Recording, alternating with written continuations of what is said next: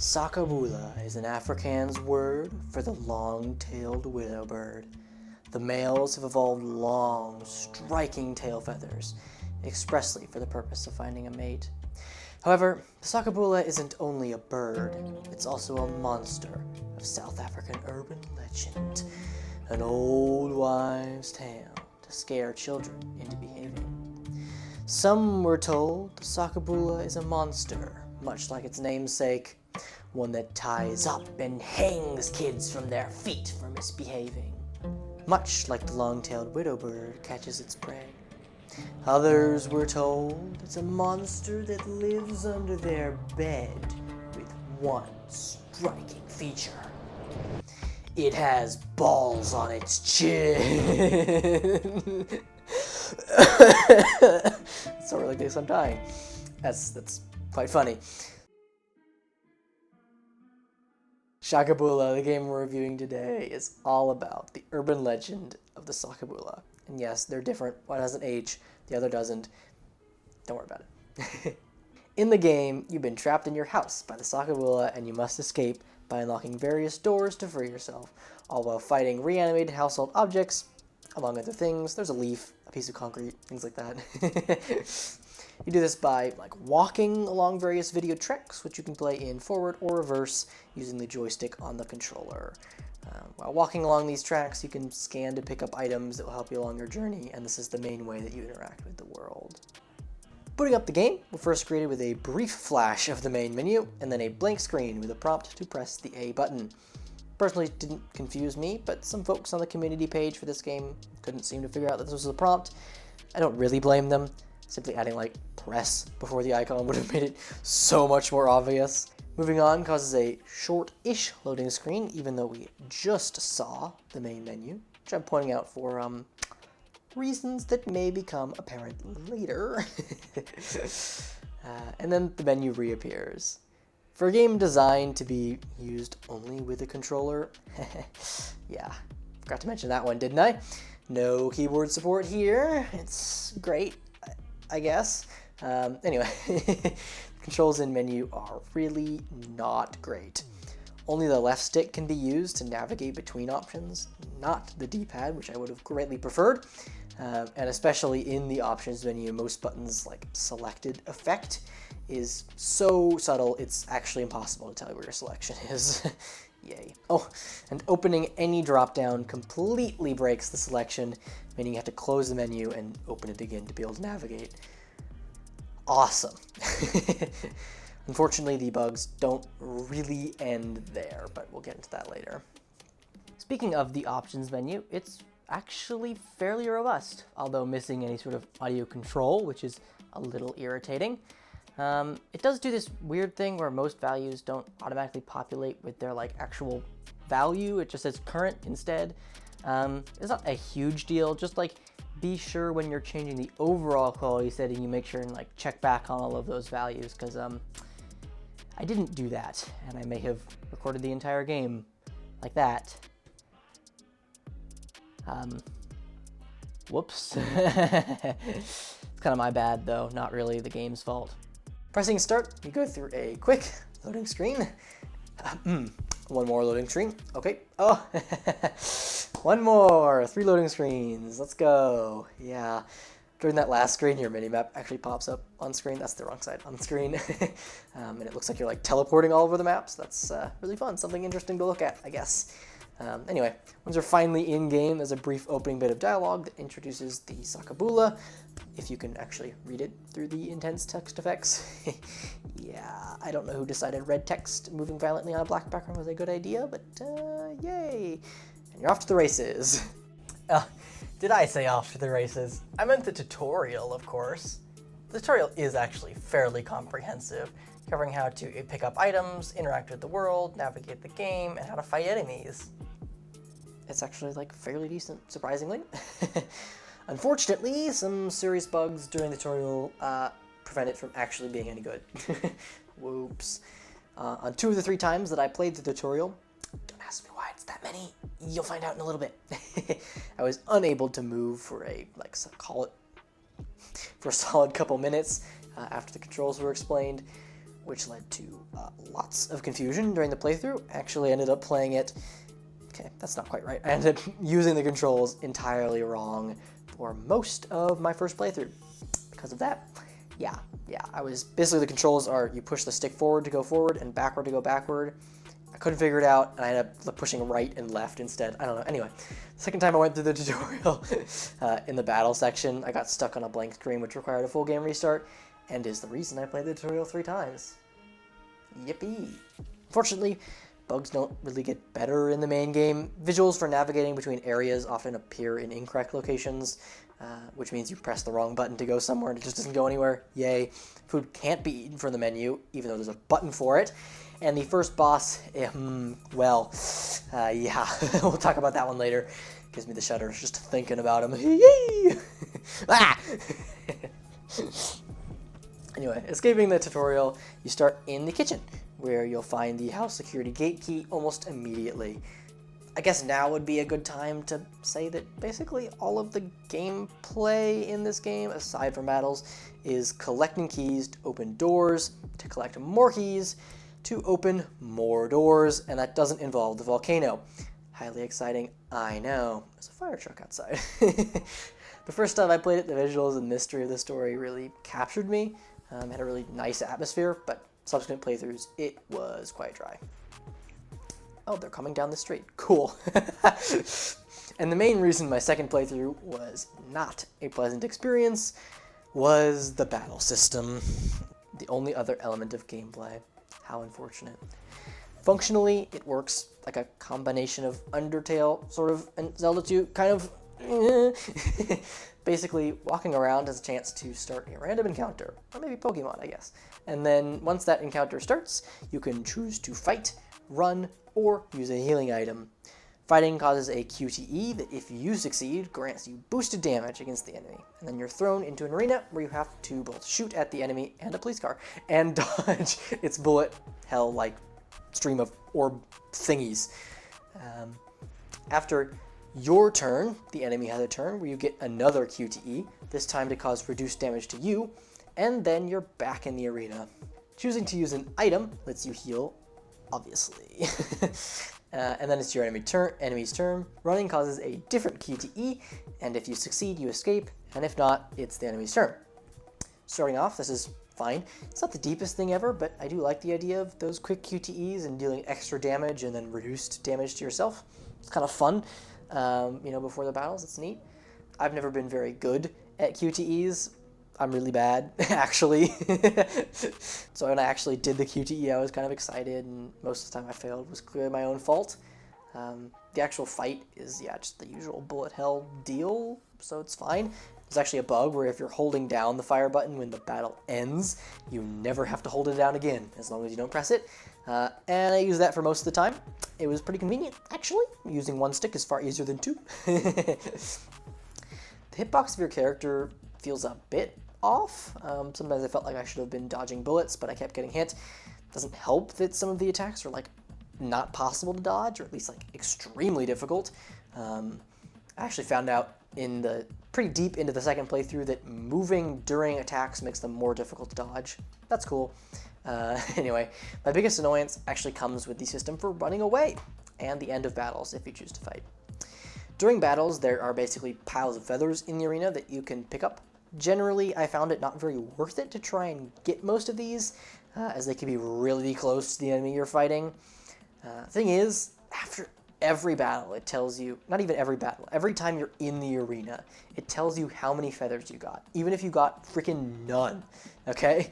The animation for this is so long. It individually types things out and things appear slowly. It's so irritating, and is kind of one of the main reasons I stopped fighting. It was just so slow. So annoying. The system for running away uses the same QuickTime event as the battle one, but I'm pretty sure it pulls from a different pool. That's much more difficult, basically. Most of them are more complicated than the battle ones. Not really a problem. It kind of makes sense, but there are a couple standout issues. There's one type of QTE where you have to hit two buttons on your controller at the same time. It looks like this. Problem is, the game can choose moving a stick in a certain direction as a button press, which it definitely is not. And it never communicates like where in the stick movement it counts as being like pressed. So it's actually like practically impossible to hit the other button at exactly the same time. I don't know what they were going for with that one.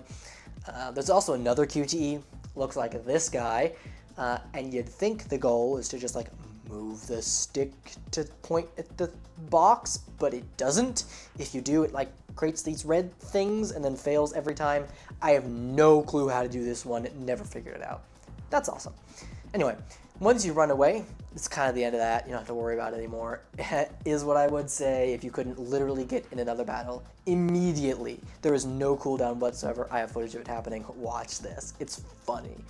It's not funny. I hated it in the moment. I was so annoyed. Anyway, with that house security gate key, you can walk back to the hallway the tutorial room is attached to and exit to what I assume is like a living room area.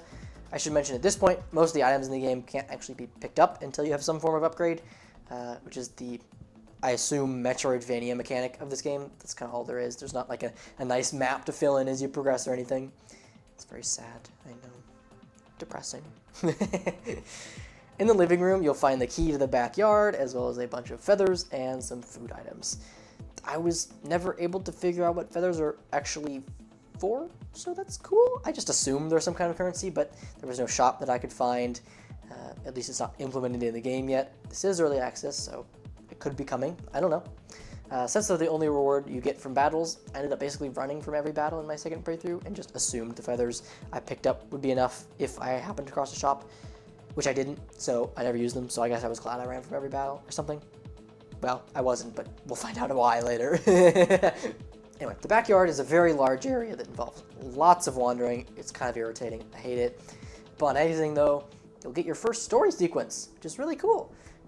I don't know if this is about like you as the protagonist or the Shakabula that you're supposedly helping. I don't know. But essentially, they've been hopping from one interest to the next for a really long time now. Just like the rest of us. But it seems like they've finally settled down and like gotten a job and stuff like that. Their mom is pretty upbeat about their whole thing, but their dad is, of course, rather pissed in typical bad dad fashion. You know, exclaiming that we've been wasting our life not committing ourselves to anything and whatever. Frickin' screw that guy. I hate you, Dad. This is actually like really neat. Like I said, the story of this game is like really what drew me in. It has a lot of atmosphere. It's super cool. Looking back on it, it's super freaking bare bones. But there's this like mystery of like who's talking and what's happened to them, and then there's this Shakabula element, and then this like super like decrepit, like dirty, messy house that we're walking through. Holy! It's like the perfect triangle of awesomeness. But unfortunately, it doesn't really get more development in the current version of the game, so that's very unfortunate. I can't actually tell you if it's really good or not. Anyway, in the backyard, you'll get the key to the laundry room, which houses the only other story dialogue in the game. Yeah, that's sad. Hi, editing CrazyCowMM here. I said there was only 2 story dialogues in the game. There's actually 3, one right in between the 2 that I said, but it's just like, congrats on getting the job. Basically, I know you worked hard, stuff like that, which is why I completely forgot about it, because it was significantly less impactful than the 2 other story dialogues. So, yeah, there you go. Seems like you managed to settle down, get a good job, but the company you're working for isn't the most moral ever. Like, I don't know, every freaking company ever. I don't know. Anyway, your mom is like really upset by this. I actually really am annoyed by this. And wants you to try and change jobs. Like, oh my god. You know how hard I worked for this job, and you're like, company, not good enough for me. Can you change? I hate it. Anyway, in addition, laundry room is the only place that I was reliably able to recreate this bug. Awesome! Basically, the dialogue window comes up empty, which means it never finishes, and you can never close it, preventing you from interacting with anything until you get in a battle, or just quit the game. Yeah. I did get this bug a couple of times in some other places, but this was the only door that, like, it happened literally every time I interact with it. Still no clue what the requirement for this door is, because the dialogue never popped up. Grabbing the key in the laundry room will give us access to the front door, where we have the First boss battle. Yeah. Oh boy, here we go. Alright, so basically, there's a couple bugs with this one. The biggest one is if you ran from any enemy ever in the world, they will show up in the arena of the final boss. Oh my god. I may have screwed myself a lot in the second playthrough because, like I said, I ran from literally everything, so it was a bit of a clusterfuck in there. Yeah, I guess that's one more advantage to fighting things. Yay. I think the boss is supposed to be multi-phase. I'm not really sure. It kind of like just disappears the first time you kill it, and then once you kill the rest of the stuff on screen, it reappears. That was really confusing. I don't really know if it's supposed to be multi-phase. I'm just guessing. Yeah, this whole battle was really confusing. And considering it was added literally in the update right before I played the game, like 10 days or so before, I don't think it's complete, to be entirely honest. And that's where the game ends. Yeah, this is the main reason why I have flashbacks to this boss fight. It was really hard, and then nothing happens, and you don't get anything, and that's it. That's cool. Once you defeat the boss, there's literally a locked door right behind him that has no key. That's it. You didn't gain any new abilities, there's no new items, a new area hasn't opened. It's over. Obviously, the game never communicates this to you. So I spent like over half an hour just like going through everything, trying to find like anything new, maybe, after I killed the boss the first time. And then I played the whole game a second time because I thought like maybe it just was like bugged or something. But I know that's all there is. That's all the content, boys. Hope you like content. Considering the game is currently $15 on Steam, I really don't recommend you buy this until more content gets added. It's a shame because I can tell a lot of care was put into this project. It's not just some random tutorial someone uploaded on Steam. This is like an actual game that someone tried to make, and I think it's really cool. The FMV style is super awesome. I think the story is mysterious, and it could go somewhere pretty interesting. I think in general the game just like oozes style. I freaking love it. It's a shame that a very shoddy implementation is severely holding it back. I don't think the game is like actually playable in this state. Maybe check back on it in a couple years or something, see where it's at, give it a go. I think it has a lot of potential, but I don't think you can play it now. What's up, people of the internet? I should probably back off a little bit. My face does not need to be the entire frame. Maybe. Anyway, hi! I really hope that you guys did enjoy this video. It's been a long time coming. I've been working on it for so long. And I've re-recorded this script so many times. I'm ready to be done with it, but hopefully this works out, and I don't have to do it again. I like doing these, I don't know. Scripting an episode was fun. An episode, I call it an episode, but I really do like, it's just like sitting down and doing unscripted stuff too, so I think this final recording, if it is the final recording, ended up a lot looser than a lot of my early ones, and I'm not sure how that's going to go. I mean, we'll see. I think on a lot of the previous ones, every time I made a mistake, I like restarted and things like that. And this time I did not, and I oftentimes didn't even back up a sentence, so I will probably have to include a lot of the mistakes I made. I don't know, maybe that's fine. We'll see. This is definitely, like I said, I didn't say anything. This is a new style for me, so I think it's going to be evolving a lot as I continue to make videos. So, yeah. Hope you guys did enjoy. Make sure to leave a like down below. It helps a lot. I don't even care about the algorithm. It just like tells me that you enjoyed the video. Leave some comments. That's always fun. I love interacting with you guys and things like that. Wanted to give a quick shout out to the South Africa Reddit. The fuck is that?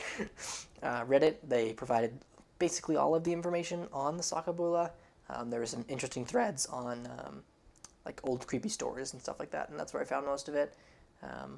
It's really hard to find any information about the Sakabula on the internet, so I was really glad I stumbled across that. That was really nice. I did write this in the script. I guess I should include it here. The Long Tailed Widowbird is called a flap in Afrikaans. I think that's so funny. It's just like Do you not have any other bird? Like, everything freaking flaps, brother. What do you mean? Anyway, it's also the name of a golf course, if you're interested. Yeah, it was so much fun doing the research for this video and that sort of stuff. Yeah, hope you guys enjoy. I will be back with some more reviews and things like that. Got a couple videos planned. I don't know, some of them are video game reviews, some of them aren't, so I don't really know what I'm going to do with that. I don't know if I'm going to stick them all on the same channel or I'm not. I don't know. Probably. I'm lazy. I don't like gaming things. I'm sorry. Anyways, like I said, leave a like, leave a comment, subscribe if you want to see more of this, or if you want to see me evolve. I'm evolving! Hope you guys enjoy, and I'll see you later. No! Grounded! He's malfunctioning!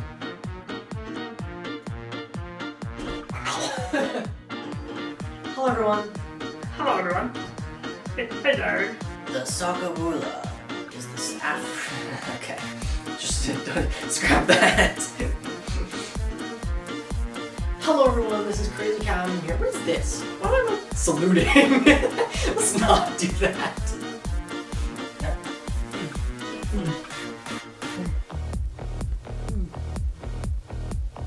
Ow. Hello, everyone. This is CrazyCow. Did the stupid salute again. Although it's lacking any sort of audio.